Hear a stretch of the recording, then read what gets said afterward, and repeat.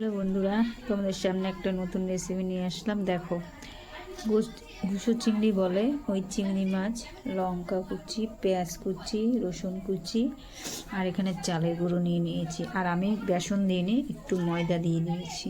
এখন নুন দিয়ে হলুদ দিয়ে এটাকে মেখে আমি বড়া ভাজবো। দারুণ খেতে, মচমচি লাগবে, দারুণ। তোমরা হয়তো খেয়েছো, অনেকে হয়তো খায়নি, কিন্তু খেতে দারুণ। গরম গরম দারুণ লাগবে, ভাজবো আর খাবে। মানে গরম গরম ভেজে দিলে দারুণ লাগে, ঠান্ডা হয়ে গেলে ভালো লাগে না। ভাজা যাক, তোমাদের সব কিছু দেখাবো বন্ধুরা।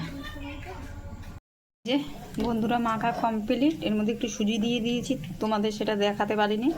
তা মেখে কমপ্লিট, মাখা কমপ্লিট হয়ে গেছে। আর এই যে আমি ভাজতে শুরু করেছি।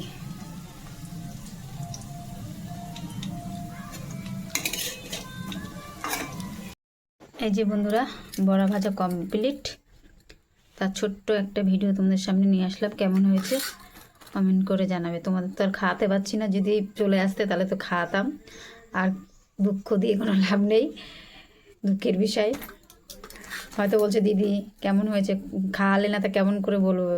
তা তোমরা যদি খেতে চাও চলে এসো আমার বাড়িতে, আমি খাইয়ে দেবো।